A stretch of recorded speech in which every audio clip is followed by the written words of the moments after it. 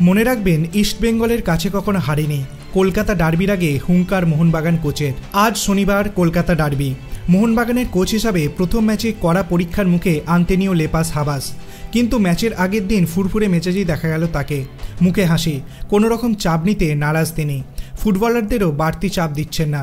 Super cup জেতা ইস্টবেঙ্গলকে ভয় পাওয়া তো দূর, হাবাস সাফ হুঙ্কার দিলেন ইস্টবেঙ্গলের কাছে কখনো তিনি হারেননি। 2020-21 মরশুমে তৎকালীন এটিকে মোহনবাগান দলের কোচ ছিলেন হাবাস। সেবার ইস্টবেঙ্গলকে 2 সাক্ষাতেই হারিয়েছিল মোহনবাগান, প্রথমবার 3-1 গোলে এবং পরের বার 2-0 গোলে। সেই পরিসংখ্যান উল্লেখ করে শুক্রবার সাংবাদিকদের হাবাস বলেছেন, আমি কখনো কোনো ম্যাচে হারার কথা ভেবে খেলতে নামি না। মনে রাখবেন, আমি এখনও ইস্টবেঙ্গলের কাছে হারিনি। ট্রফির জন্য লড়াই করতে নামলে সব ম্যাচ জয়ের কথা ভেবেই নামতে হয়। শুক্রবার সকালে অনুশীলন করে মোহনবাগান। সেখানে বল পায়ে নেমে পড়েন জনি কাউকো। তাকে দেখে বেশ ফিটই মনে হচ্ছে। চোট সারিয়ে ফিরেছেন সেটা বোঝা যায়নি, তবে ডার্বিতে কাউকোর খেলার সম্ভাবনা নেই। দলের মধ্যে একতা বাড়াতে বিশেষভাবে অনুশীলন করালেন হাবাস। সিচুয়েশন অনুশীলনের ওপর জোর দিলেন। সেট পিস নিয়েও আলাদা ভাবনা রয়েছে। জাতীয় দলে থাকা 7 ফুটবলার ফিরেছেন। সাহাল সামাদ, অনিরুদ্ধ থাপা প্রথম একাদশে থাকতে পারেন। সঙ্গে মনবীর সিংও রয়েছেন। আশিস রায় খেলতে পারবেন না, তবে আনোয়ার আলী এবং সাহালকে নিয়ে সমস্যা নেই।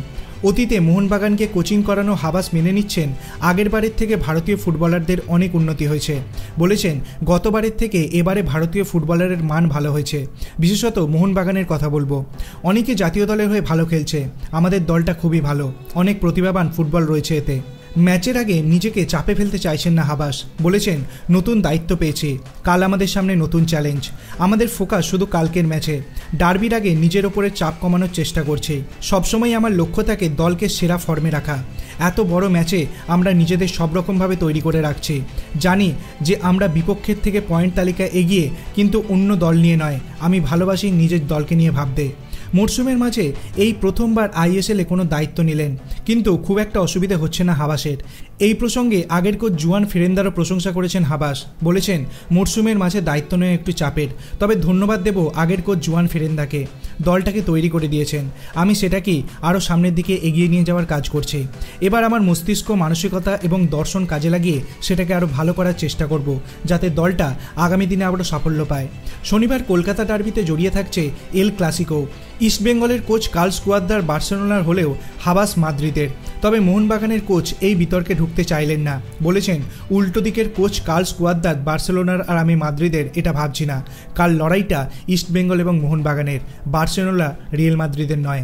আপনার কি মনে হয় আজকের ডার্বিতে কোন দল এগিয়ে থাকবে? আপনার অভিমত আপনি কমেন্ট সেকশনে জানাতে পারেন। ভিডিওটি ভালো লাগলে লাইক করবেন, চ্যানেলটিকে সাবস্ক্রাইব করতে ভুলবেন না। ধন্যবাদ।